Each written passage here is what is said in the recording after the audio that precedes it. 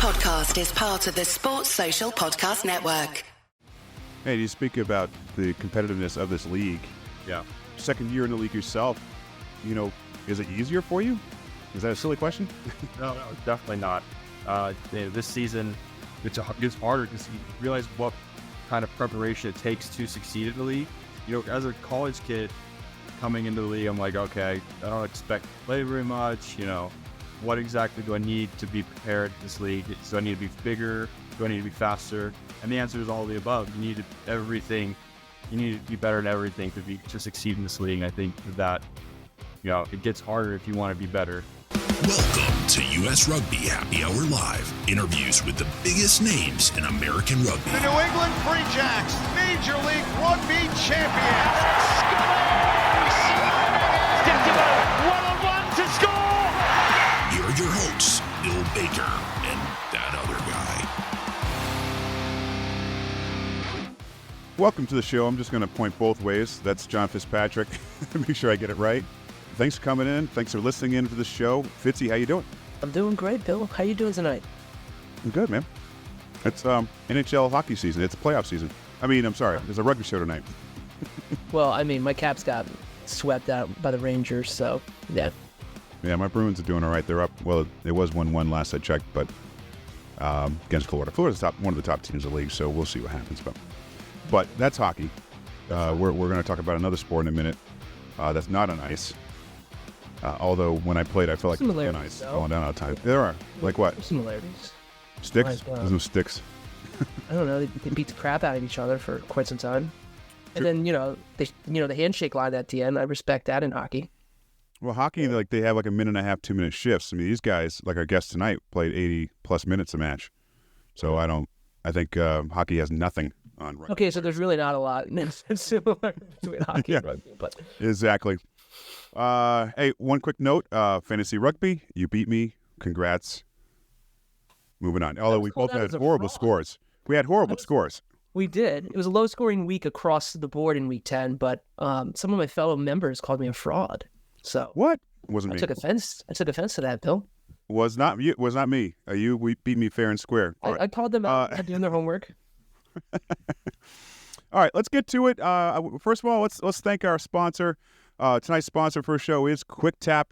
QuickTap is the only sports video and analysis analytics platform designed specifically for rugby.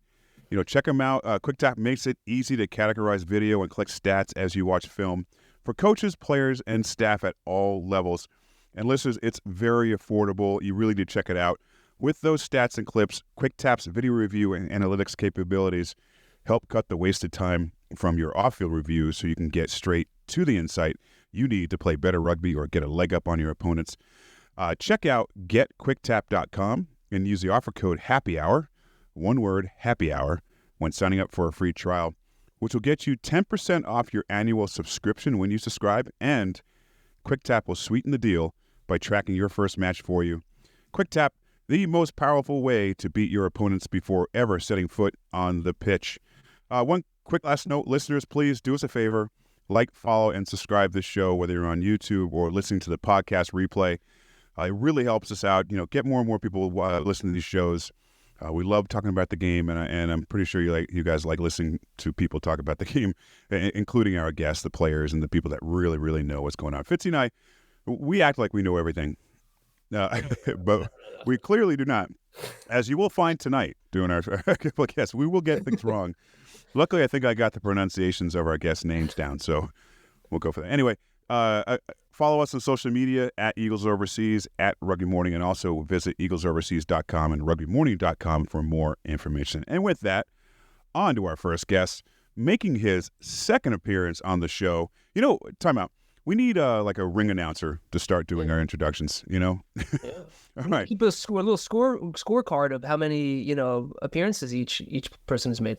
I think 5 should be like a green jacket or something like that. No, wait, that's a different. Zachary's up there. She's up there, I think. Kate's up there. Yep, Yeah. A few others, at least 4 or 5. But this one, our first guest, is his second appearance in the show. And a lot of these people were on first when it was just audio. You didn't see our beautiful faces. It was just sound. So second appearance, second MLR season. So deuces are obviously wild with this guy. Let's all welcome Old Glory DC's forward, Collin Grosse. Hey, Collin. Hey, how you doing? Thanks for bringing me back on the show. I'm glad we didn't lose you after we just talked a minute ago. So, Technology is kind of difficult. yeah, so how you doing, Collin? Doing well. Kind of coming off of a little injury, but, healing well. I'll be back pretty soon. We have a bye week coming up, so I'll definitely be able to heal up for the bye week and then be back for the Seattle game. Well, we want to touch on that injury here in a few minutes, but first of all, some personal news we caught on social media. Did you recently get engaged? Yes, I got engaged last July, and the wedding is coming up at the end of the summer. So yeah, it's very exciting. Recently, last July. Wow. Yeah. Any special plans? Like, where's the wedding going to happen? So the wedding's going to happen back in Washington State, Spokane, where both our families from, and a lot of our friends too. So it's going to be a lot of traveling for the wedding, which is it's part of the gig. Yeah, of course. All right, so let's get back to what you just mentioned ago. You only were able to play 35 minutes in the Week 9 match because you came out a bit hobbled. Yeah. And you were logging some serious minutes for a bit there, including like 90 minutes against Utah, which I'm exhausted watching you guys play 80 minutes. I can't imagine you out there for 90. Yeah. So what can you tell us about your injury and how soon we might see you back? Yeah, so when I during the 35th minute, I got hit in the head and also right on the AC joint right at the same time. It was a double tackle. So I got pulled off initially for the HIA, and I failed the HIA assessment. So then they said I couldn't go back on the field. And then my AC joint got smashed pretty hard. And that's the thing that's been holding me back recently. Is just the AC joint. It's getting better every day, and I'm definitely on track to be back in a couple weeks. So yeah, good. With the AC joint, is that just like a pain tolerance thing, right? Like you have to rest it. Yeah, so especially as a forward where I'm lifting people in the lineouts or going up to catch the ball, raising my hands above my head has been kind of an issue just because the AC joint so much. When you use your shoulders, the AC joint is in it in every single movement. So you don't realize how much you use your shoulders until you hurt your shoulders and you feel it during every movement. Yeah. Hey, let's talk about Week 10, 13-10 win against the Miami Sharks. First win at the new venue. How did it feel for the team to kind of get that first dub at the new home venue? Oh, it was awesome. And it was also, it was a pretty eventful night. John Mo was back. John Mo got his 50th cap. We won. And I think we're, similar to last season where we kind of struggled early on the season. But towards the middle and the end of the season, we got our stride. I think we're poised to do a similar thing this season where we're figuring out our game and we're going to go to the second half of the season is where our best rugby is going to be played. And, I think that's the start, beating Miami in the really close game, big defensive battle. I think that's the start of, good things that come for us. Can you believe it took to Week 10 to get the first home win, right? Because you guys had 2 draws at home. That must have been, false ties. Like, what is absolutely? What? Yeah, absolutely. I mean, we always told ourselves, we're our own worst enemy. When we get it right and we nail our details, nail our roles, we're a very dangerous team. We got a very, as a forward our forward pack is extremely talented. We have, 3 players in the EPS just in the forward group. It has been frustrating. Some of the especially the ties at home, those have been frustrating, but those games can go either way. We could be sitting here with 2 more wins and having like a winning season right now, but ties better than losing. And it doesn't feel as good as winning, but it's better than nothing. And I noticed, guys, the Maryland Soccerplex. Fitz, you've been to some games. You may know this also, but it seems windy there. Is that just? Lineouts must be fun. Oh yeah, they're great. Yeah, our hookers love the wind. But yeah, every single game has been windy there. And then obviously the Miami game was rainy, but it's something that you got to plan for and you got to have a game plan for. And when you have the wind, you have to take advantage of the field position. And when you don't have the wind, you got to play a very good defense and just not make very many mistakes. And that's something that we've kind of we realized early on playing in the Soccerplex. And you mentioned first home win in that stadium against Miami. Obviously, your record is you want a better record. Obviously, at this point. But if you were to grade the team's performance, what would you give? Oh, that's a good question. That's a loaded question. You're putting me on the spot here. We'll grade on a curve here. We'll grade on a curve. Yeah, we'll grade on a curve. Yeah. I think overall we've been doing our roles really well. I mean, if you look at a lot of the games, none of them have been absolute blowouts. Our losses, none of them have been real blowouts where you're like the other team was definitely better than us. And in a lot of cases with our losses, we have been, we either tied or outscored our teams in the second half. So we are still, putting pressure on, using our skills and playing the game, the style of rugby that we have. But I'd say if I were to grade us through the first, half of the season, I'd give us a flat B. I think that we definitely could be better, and we're definitely, striving to get to that A+. Yeah. You just need to play. You just need to play in New England a little more because it's never an easy game for New England. Of course, you guys beat them early. Yeah, you see it exactly. When we play right, we can beat the best in the league. Yeah.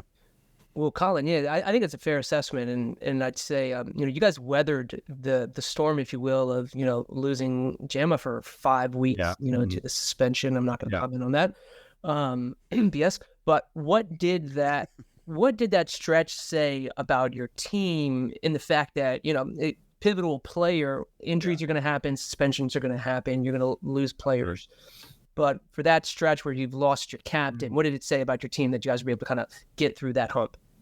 I mean, it is tough. Like, just putting aside that John was a phenomenal player, like he's also our captain and leader. Not having him on the field, that's just a huge blow, just from a leadership perspective.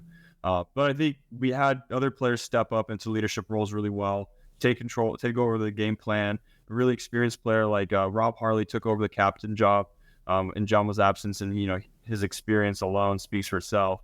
And I think he did a phenomenal job of going with our game plan and making sure that everyone was doing their roles in practice and captain's runs and such. And then Jace also took some of the captain's role too. I think this shows that we have a lot of players that can step up into the leadership role and do a great job. But having Jama back and having his ball carrying ability and just he's a weapon on the field. So I think that is another piece of the puzzle that will get us to that A+ range. Hold on real quick. Wait. Jama. Just full disclosure here, he's one of the people we also invited on the show. We invited you first. So you were not a backup plan. Appreciate it. But apparently he does things on Wednesday night with youth organizations, and he couldn't make it. But when I told him I already had you booked, he said he called you a legend. So there you go. Nice.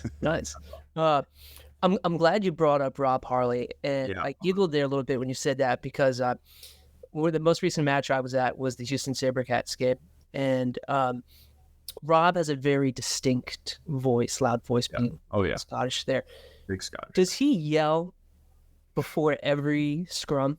Yeah. Is that like his thing? Yeah, he's he's got that deep, booming Scottish voice, and he's not afraid to just let it out. We'll be in the gym sometimes. We'll do like a power day, and we'll do like high pulls. He puts on probably the most weight in the gym.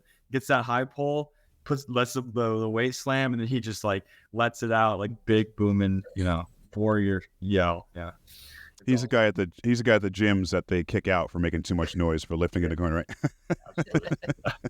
Like, Collin, talk about, you mentioned ties earlier. Fitz, you did too. But ties are okay, right? I mean, it's not a loss, it's not a win. I mean, I believe there are points involved. Yeah.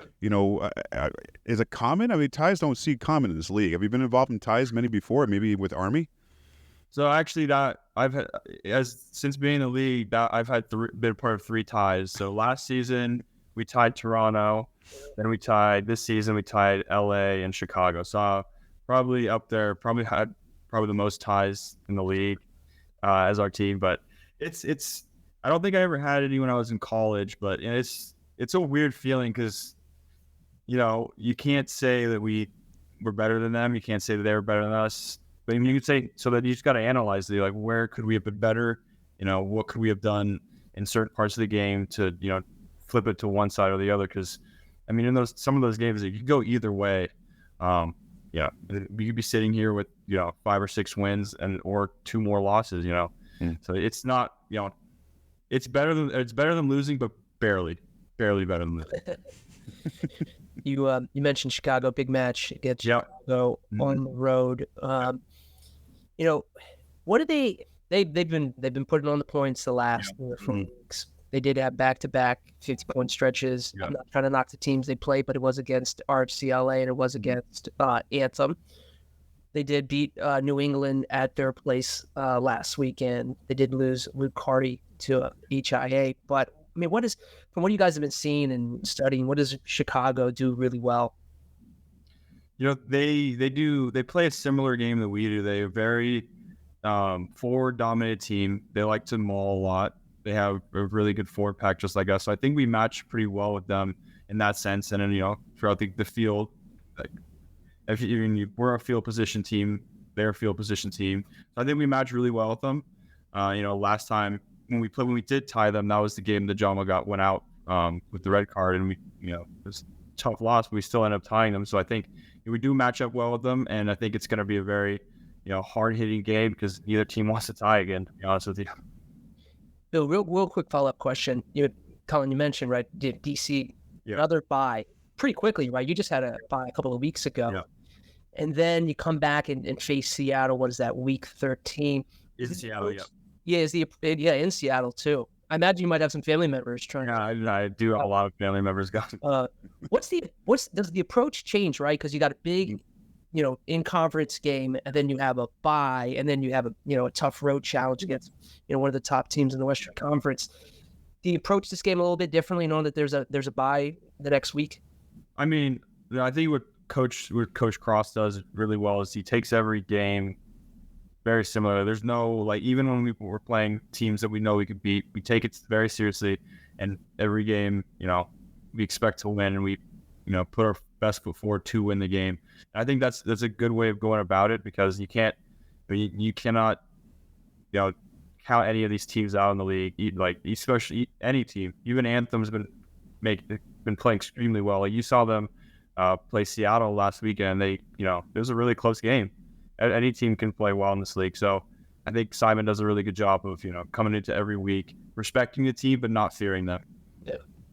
Hey, you speak about the competitiveness of this league. Yeah. Second year in the league yourself, is it easier for you? Is that a silly question? No, definitely not. This season, I think it gets hard. I think it gets harder because you realize what kind of preparation it takes to succeed in the league. As a college kid coming into the league, I'm like, okay, I don't expect to play very much. What exactly do I need to be prepared in this league? Do I need to be bigger? Do I need to be faster? And the answer is all of the above. You need everything. You need to be better at everything to succeed in this league. And I think that it gets harder if you want to be better. So, yeah. And for you, positionally on the field, you're versatile, lock, a flanker, even number 8 if you wanted to at times. Is there a preferred position? Yeah, so I definitely like playing back row. Whichever one that is, so be it. But yeah, I played 90% of the season last year at lock, and I was grateful for it because minutes can become hard to come by for rookies in this league. And but back row is my preferred position, and that is what Coach Lawrence wants me to play. To play more this season. Good depth.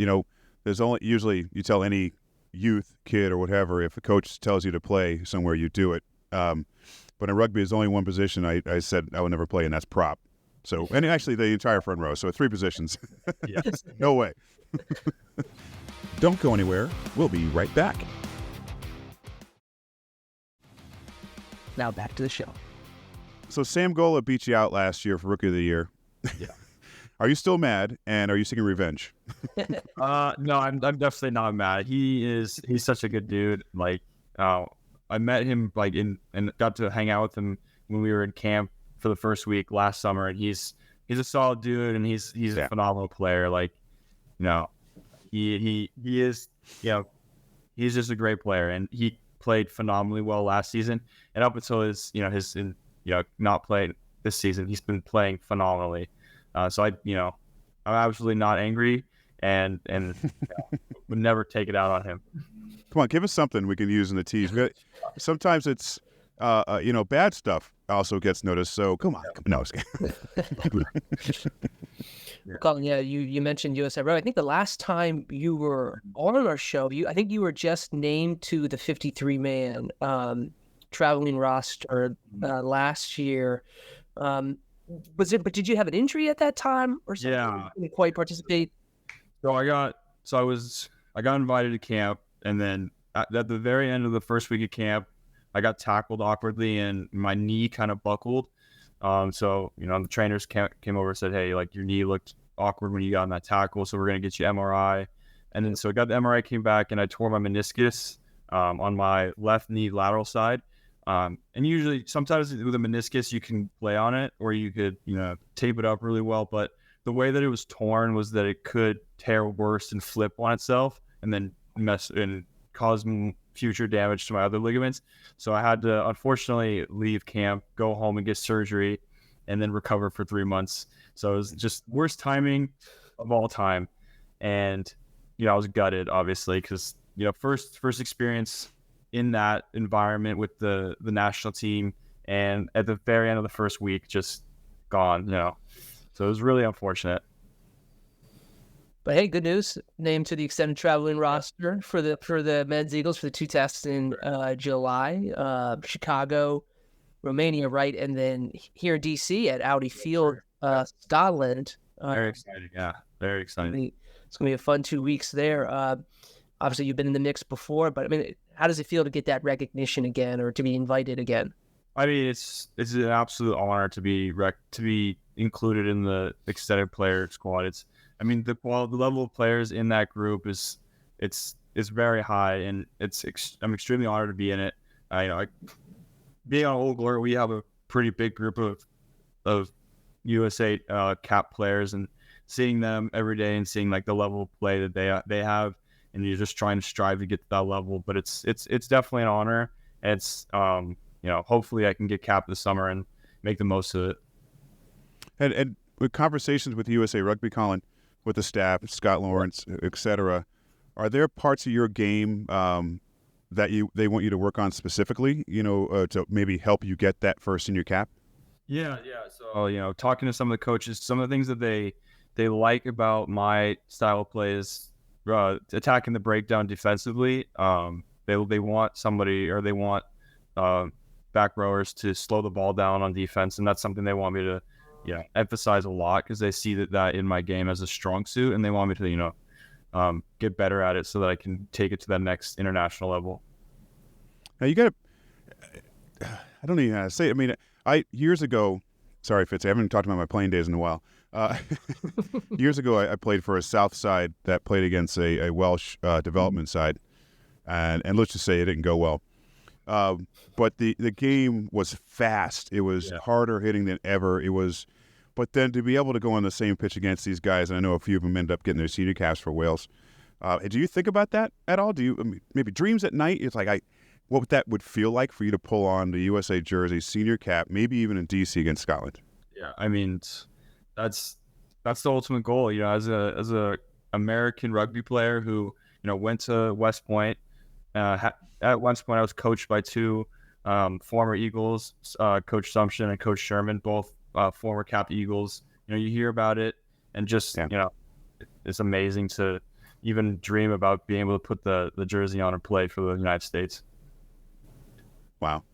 Yeah. Well, Collin, if you haven't yet, you got to read the Martin Pengelly book, Brotherhood. Absolutely. Bill and I are actually named in the book in the acknowledgments section. Oh, I didn't see about that. Yeah, I'm ahead of Perry Baker. That's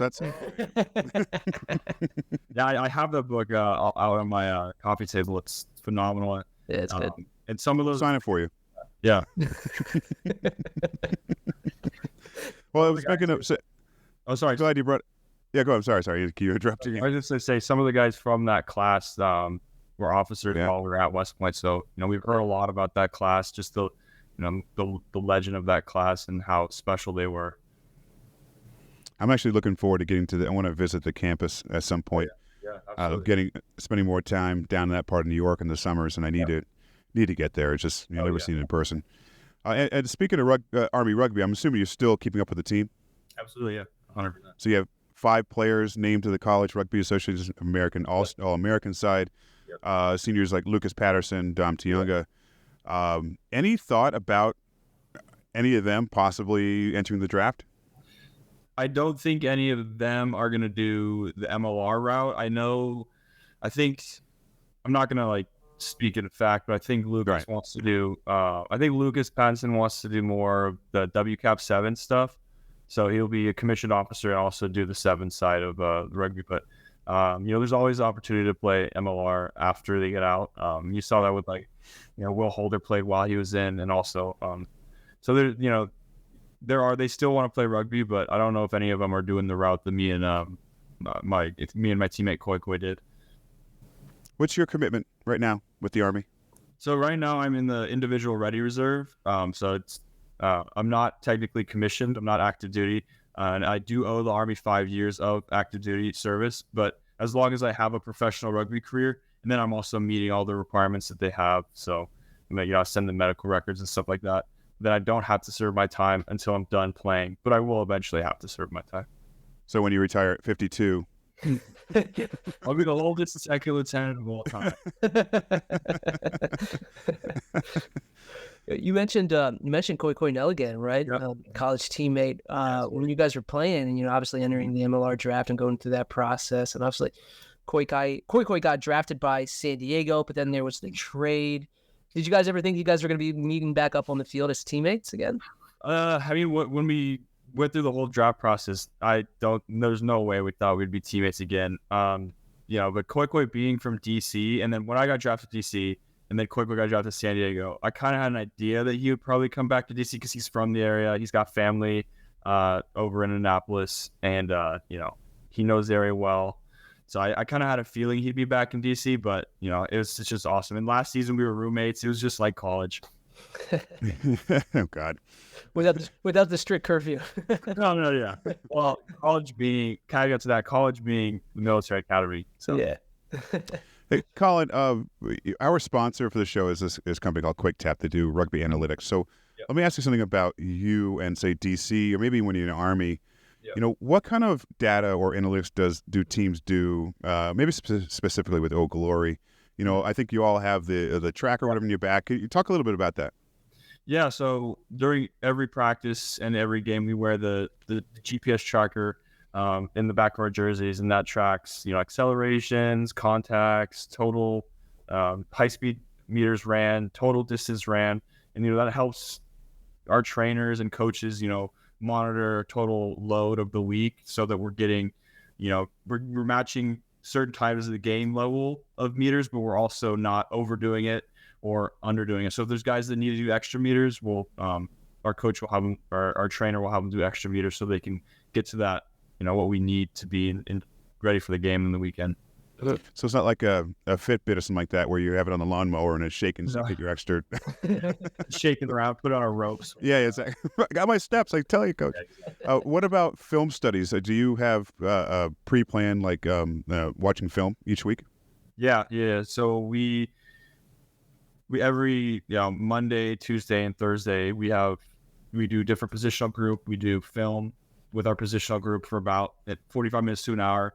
We mainly look at our own film. Coach wants us to look at ourselves, look inward before we look outward. So we look at a lot of areas that are our areas of expertise, what we need to look at positionally. So we're in the middle 5. I'm in the middle 5 positional group. So we look at tackles. What is our quality of tackles? You would get 2 in the tackle and such, and also edge on the edge. Are we doing the right thing? Are we supporting rucks well? So yeah, that's what we do with the film side of things. All right, Collin, that's great. I think Fitzy and I are going to do film after this show's over. Yeah. Our own film. Collin Grosse, thank you so much for joining us. Good luck with your recovery. Thank you. And I really do wish Old Glory good luck. I'd love to see them in the playoffs. Thank you. Appreciate it. All right, man. Have a great night. Yeah, thanks for having me on. You got it. Thank you. That's great. I love, I really am. And it's not even just because they're our sponsor, but I really do like analytics. I'm a geek when it comes to numbers. I even majored in computer math for half a semester. So, but half a semester. Yeah. No, I didn't want to, spoil it. I didn't want to, overdo it. I just wanted. Yeah. Well, I mean, like teams can really get an edge by studying their opponents' tendencies and even their own to figure out, okay, what are we doing well? What are we not doing well? And can we identify it? Because if you can't identify it, then you can't fix it. And how are you going to get better? Right. And that's individual players as well. They get to see themselves in plays. Certain way, I'm stronger off the right side, off the loose side of the pack, or whatever else. So it's great. Or even like hookers can see, okay, in this part of the game, I'm better at lineouts, short lineouts, et cetera, et cetera. But data is huge. Analytics is huge. And we mentioned earlier about our sponsor, QuickTap. And, we bring it up for multiple reasons. Again, I'm a geek about this stuff, so I love talking about the numbers. But we're really pumped to have QuickTap on our side as a sponsor for that. I can't talk. I can't say words. Is there analytics for that? How to speak better? But anyway, QuickTap's with us. You got to check them out. Again, it's the only sports video and analytics platform designed specifically for rugby, for people like us, coaches, players, staff, and all levels. Again, it's wicked, as we say in the Boston area. It's wicked affordable. So check them out. Check out getquicktap.com and use the offer code HAPPYHOUR. That's one word, happy hour, when signing up for a free trial, which will get you 10% off your annual subscription. And QuickTap will sweeten the deal by tracking your first match for you. QuickTap is the most powerful way to beat your opponents before ever setting foot on the pitch. Hey, listener, we really appreciate you tuning in to the U.S. Rugby Happy Hour Live. That was just the first half of the show. Be sure to check out the second half and previous shows here on your favorite podcast player. Also, please like, subscribe, or follow, and leave us a 5-star review. That helps get these shows in front of more and more listeners. Now, what are you waiting for? Go check out the other shows. Sports Social Podcast Network.